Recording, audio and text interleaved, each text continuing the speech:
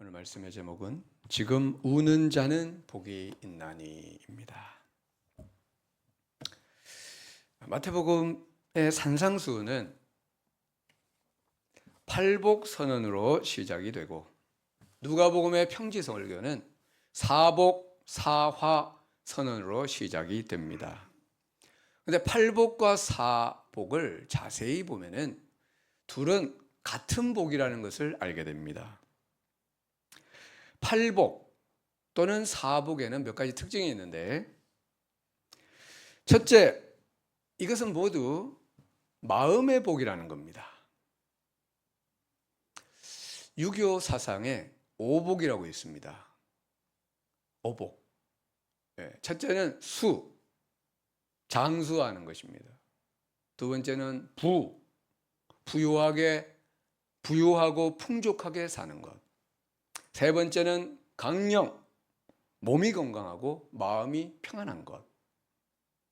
네 번째는 유호덕, 남에게 베풀기를 좋아하고 덕을 쌓는 것. 다섯 번째 뭐죠? 고종명, 자기 명대로 살다가 편안하게 죽는 것. 좋은 복입니까? 네, 좋은 복입니다. 근데 오복은 모두 물질적인 복이며 생활의 복입니다. 근데 팔복은 마음의 복입니다. 우리 마음이 하나님께 합당하도록 변화되는 복입니다.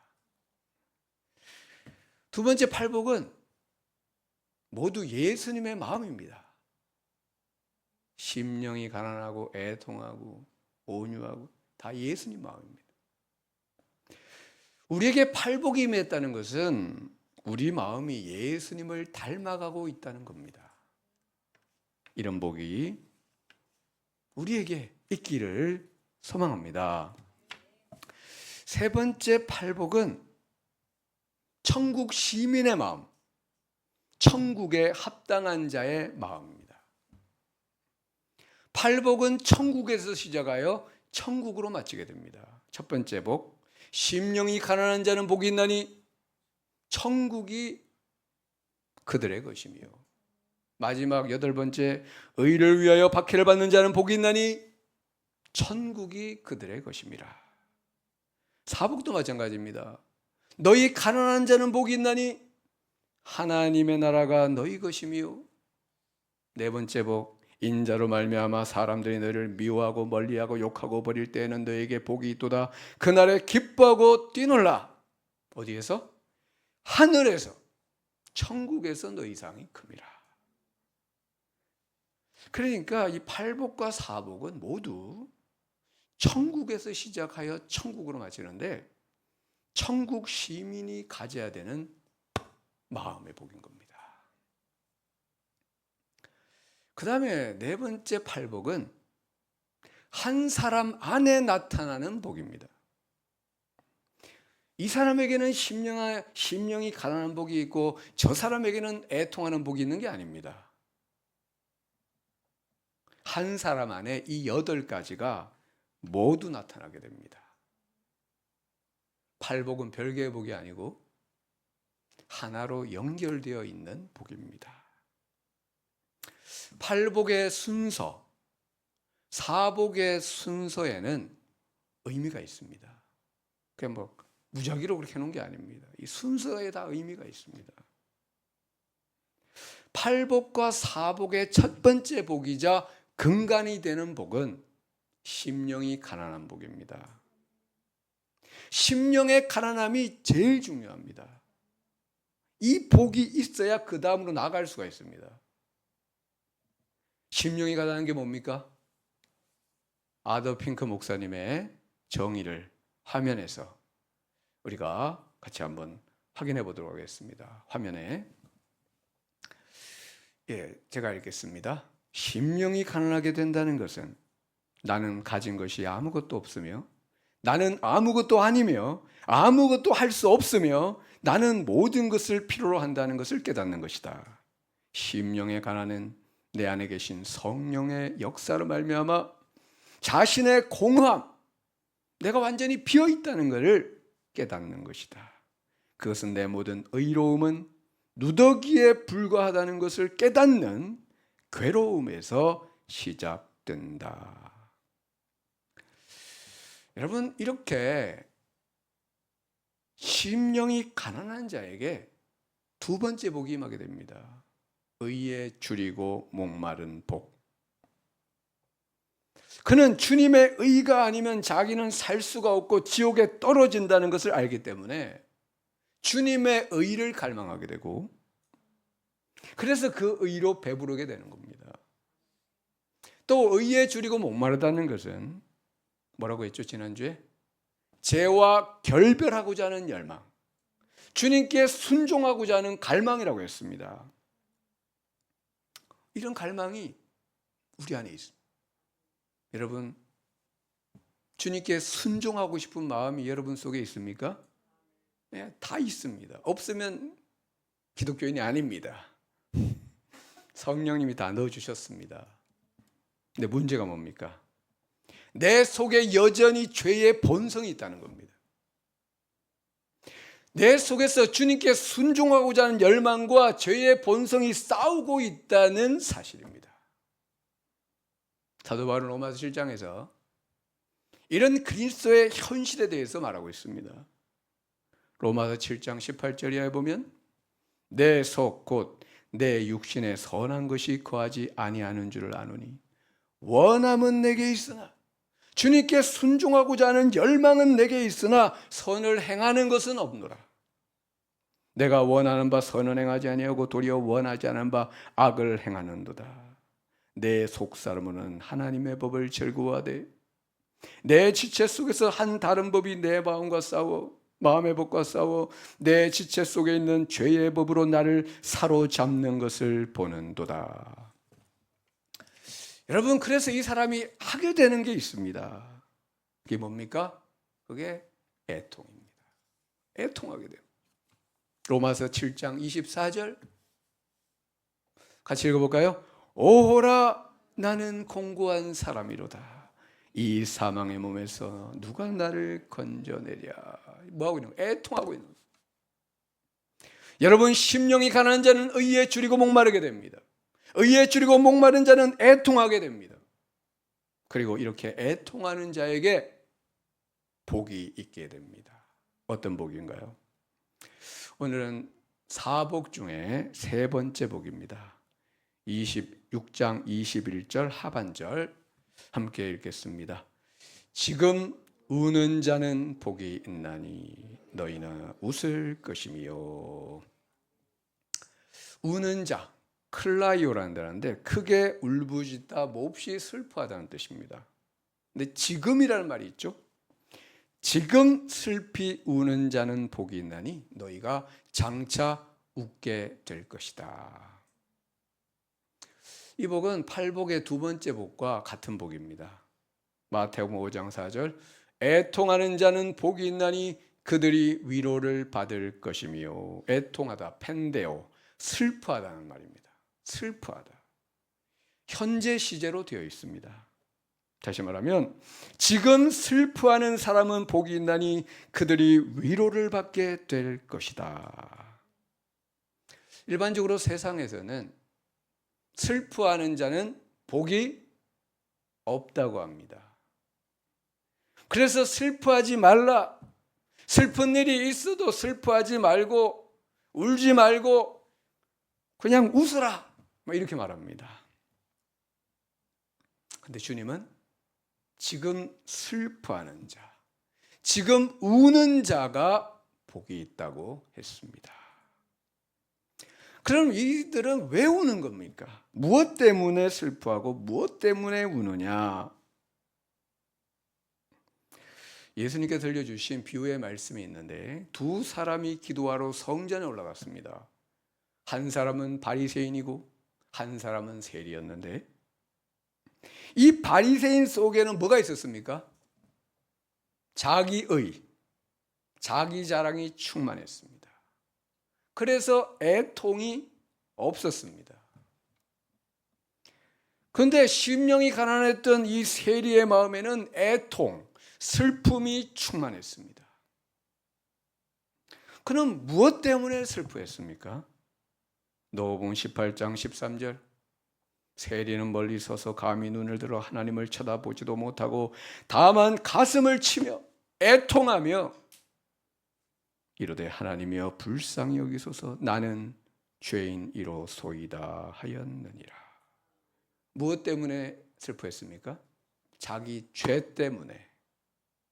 자기 죄 때문에 슬퍼했고 자기 죄를 가지고 회개를 했습니다. 그래서 이 세리가 의롭다 하심을 받고 집으로 내려갔습니다. 사도 바울은 이 슬픔에 대해서 다음과 같이 말하고 있는데 고린도후서 7장 10절입니다. 하나님의 뜻대로 하는 근심은, 리페라는 단어인데 슬픔이라는 뜻입니다. 하나님의 뜻대로 하는 슬픔은 후회할 것이 없는 구원에 이르는 회개를 이루는 것이요, 세상 근심, 세상 슬픔은 사망을 이루는 것이니라. 여러분, 세상 슬픔이 뭡니까? 세상 슬픔, 신세 한탄하며 하는 슬픔, 자기 연민에 빠진 슬픔. 남들은 다 잘, 나는 왜 이러나? 이러면서 자기 연민에 빠져가지고 막 슬퍼하고, 좌절과 절망에 빠져서 슬퍼하고, 고통스러운 일을 당하여 슬퍼하고, 이런 슬픔은 아무런 유익이 없고 도리어 사망을 이루게 된다고 했습니다. 그럼 하나님의 뜻대로 하는 슬픔은 뭡니까? 죄에 대한 슬픔입니다. 죄에 대한 슬픔. 하나님을 아프게 하고 이웃을 아프게 한 내 죄 때문에 슬퍼하는 겁니다. 이런 슬픔, 이런 애통은 후회할 것이 없는 구원에 이르게 하는 회개를 이루게 된다는 것입니다. 에스겔 9장은 하나님께서 타락한 도성 예루살렘에 대하여 분노하시며 심판을 예고하시는 말씀입니다. 에스겔 9장 1절에 그가 하나님이 큰 소리로 내 귀에 외쳐 이르시되 이 성읍을 관할하는 자들이, 이 천사입니다. 이 성읍을 관할하는 천사들이 다 있는 거예요. 이 성읍을 관할하는, 징벌하는 천사들이 각기 죽이는 무기를 손에 들고 나오게 하라 하시더라. 이제 심판이 시작되는 겁니다. 그러자 6 천사가 나오는데 5 천사는 손에 죽이는 무기를 들고 잡았고, 다른 1명의 천사는 허리에 서기관의 먹그릇, 먹통을, 붓하고 먹통을 하나 차고 있는 겁니다. 그때 하나님께서 먹통을 차고 있는 그 천사에게 말씀하셨습니다. 4절 같이 읽어볼까요? 여호와께서 이르시되 너는 예루살렘 성읍 중에 순행하며 그 가운데에서 행하는 모든 가증한 일로 말미암아 단식하며 우는 자의 이마에 표를 그리라 하시고, 누구에게 표를 그리라? 그 가운데 행하는 모든 가증한 죄로 말미암아 탄식하고 우는 자의 이마에 표를 그리라. 왜 그리라는 겁니까? 그리고 죽이는 무기를 잡은 5 천사에게 말씀했습니다.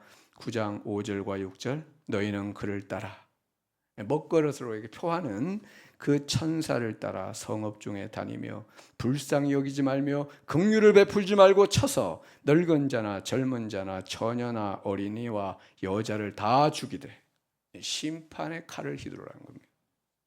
그런데 예외가 있었습니다. 이마에 표 있는 자에게는 가까이 하지 말라. 내 성소에서 시작할지니라며 그들이 성전 앞에 있는 늙은 자로부터 시작하더라. 여러분, 이마에 이 표 있는 사람은 누구였습니까? 그 성에서 행하지는 가증한 죄로 말미암아 탄식하며 우는 자들. 하나님은 죄악의 도성 예루살렘을 심판하실 때 누구를 구원하셨습니까? 죄로 말미암아 탄식하며 우는 자들.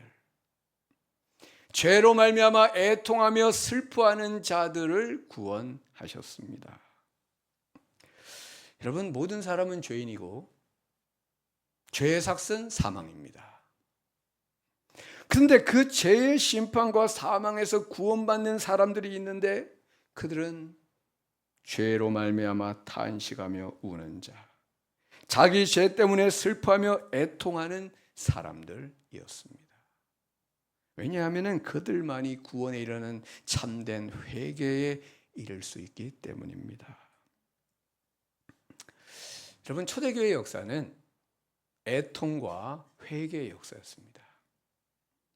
사도행전 2장에서 베드로가 오순절 성령 강림 이후에 모인 유대인들에게, 유대인들이 이렇게 모여들었는데 설교했습니다. 베드로는 이때 예수 죽인, 예수님 누가 죽였습니까? 유대인들이. 예수 죽인 유대인들의 죄를 책망하면서 너희가 십자가에 못 박은 이 예수를 하나님이 주와 그리스도가 되게 하셨노라고 선포를 했습니다. 그때 유대인들이 반응이 나오는데 사도행전 2장 37절 우리 같이 읽어볼까요? 그들이 이 말을 듣고 마음에 찔려 베드로와 다른 사도에게 물어 이르되 형제들아 우리가 어찌할까 하거늘. 마음에 찔려 화살이 가슴을 간통한 것처럼 심령이 괴롭고 고통스러운 상태. 그들은 자기들이 지은 죄 때문에 괴롭고 아팠습니다. 애통하며 탄식했습니다. 형제들아 우리가 어찌할꼬. 베드로가 너희가 회개하라. 각각 예수 그리스도의 이름으로 세례를 받고 죄 사함을 받으라. 그리하면 성령을 선물로 받으리라. 여러분, 누가 구원받고 누가 성령 받습니까? 자기 죄 때문에 애통하며 회개하는 심령들입니다. 그리고 참된 그리스도인들은 자기 죄뿐 아니라 다른 사람의 죄에 대해서도 애통을 하게 됩니다. 앞에서 읽었던 그 에스겔 9장의 그 사람들은 무엇 때문에 애통했습니까? 에스겔 9장 4절을 다시 한번 보면 에스겔 9장 4절 그 다음 제가 읽어드리겠습니다. 여호와께서 이르시되 너는 예루살렘 성읍 중에 순행하여 그 가운데서 행하는 모든 가증한 일로 말미암아 탄식하는 하며 우는 자들의 이마. 이 사람들은 자기 죄를 포함하여 그 성읍에 있는 다른 사람의 죄로 말미암아 탄식하며 울었던 것입니다.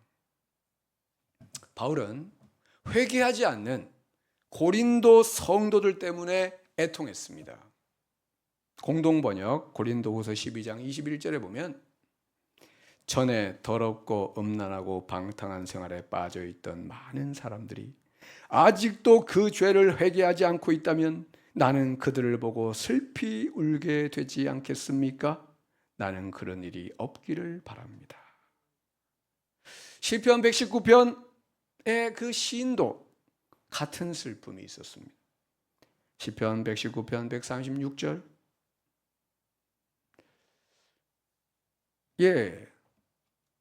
같이 읽겠습니다. 그들이 주의 법을 지키지 아니하므로 내 눈물이 시냇물같이 흐르나이다. 그렇죠? 자기 죄뿐 아니라 다른 사람의 죄 때문에 애통하며 울었다는 것입니다. 이 참된 그리스도인의 마음입니다. 여러분, 지금 우리에게 이런 애통이 있습니까? 과거에 이런 애통이 있었을 수 있습니다. 근데 지금 있느냐는 거예요. 지금. 왜냐하면 예수님은 지금 우는 자, 과거가 아닙니다. 지금 우는 자, 지금 애통하는 자는 복이 있다고 했습니다. 예수 믿을 때 한 번 애통하고 아닙니다. 매일매일 애통해야 됩니다. 여러분, 우리는 한 번 애통하고 마는 것이 아니라 날마다 매일 애통해야 됩니다. 왜냐하면 날마다 내 속에서 죄가 올라오기 때문에, 왜냐하면 매일 이 땅 가운데 하나님의 슬프게 하는 범죄들이 일어나고 있기 때문입니다. 종교개혁자 마틴 루터는 우리의 전생에는 회개와 뉘우침의 연속이라고 했습니다. 그런 의미에서 이 매일 회개 기도문, 이걸 만난 것이 하나님의 은혜입니다. 우리 교인들한테 하나씩 나눠드렸는데 없는 분들은 이제 필경대에 더 있습니다. 이 회개 기도문을 하루 10번씩 읽으며 회개 기도를 하는 것입니다. 물론 이런 기도문 없이도 날마다 회개하면 됩니다. 근데 그게 쉽지가 않더라는 거죠. 그래서 이런 회개 기도문의 도움을 받아서 우리가 매일 회개를 해야 하는 것입니다. 여러분, 중요한 게 뭡니까? 중요한 거는 매일 죄에 대하여 애통하며 회개 기도하는 겁니다. 이거는 하나님의, 주님의 명령이고 주님의 약속이기 때문입니다. 지금 애통하는 자는 복이 있나니. 지금. 주님은 매일 애통하며 회개하는 자에게 복을 약속하셨습니다. 어떤 복입니까? 마태복음 5장 4절. 애통하는 자는 복이 있나니 그들이 위로를 받을 것이미요. 그들은 하나님의 위로를 받게 됩니다. 이 위로에는 두 가지가 있는데, 첫째는 이 땅에서 위로를 받게 됩니다. 이 땅에서. 다윗은 하나님 앞에 큰 죄를 범했습니다. 자기 신복 우리아의 아내를 범하는 간음죄를 범했고, 그 신복을 죽이는 살인죄를 범했습니다. 그리고는 거의 1년 동안 회개를 안 했습니다. 어떻게 할 수 있습니까? 그 사이에서 아기가 태어나지 않았습니까? 아기가 태어나고 그 아이가 죽었지 않습니까? 그때 동안 회개를 안 하고, 태어나가지고 10달 동안 뱃속에 태어날 때까지 회개를 안 하고 있었습니다. 다윗도 대단하죠? 그 엄청난 죄를 지고 1년 동안 회개를 안 하고 있었어요. 그 기간에 그의 영적 상태가 어땠는지 시편 32편에 나와 있습니다. 다윗의 시입니다. 내가 입을 열지 아니할 때에 종일 신음함으로 내 뼈가 쇠하였도다. 주의 손이 주야로 나를 누르시오니 내 진액이 빠져서 여름가물에 마른같이 되었나이다. 주님이 이 다윗을 가만 놔두질 않았습니다. 가만 놔두면 뭡니까? 버린 자식입니다. 택한 백성이기 때문에 가만 놔두지를 않고 주야로 그냥 막 짓눌렀습니다. 회개하라고. 그래가지고 이 다윗이 막 몸과 마음이 완전 죽을 지경이 됐습니다. 완전히 코너로 몰려가지고 회개를 했습니다. 아니면 회개하면 자기 죽기 때문에. 5절. 내가 이르기를 내 허물을 여호와께 자복하리라고 주께 내 죄를 아뢰고 내 죄악을 숨기지 아니하였더니 곧, 이게 곧이 중요합니다. 즉시 곧 주께서 내 죄악을 사하셨나이다. 회개하는 즉시 용서를 해주셨습니다.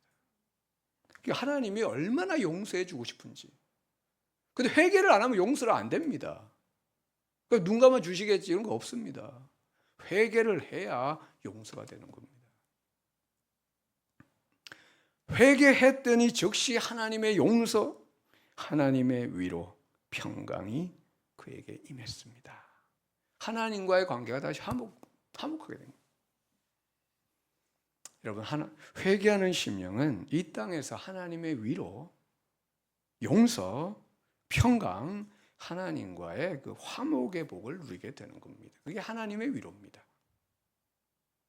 그리고 이들은 마지막에 하늘에서 위로를 받게 됩니다.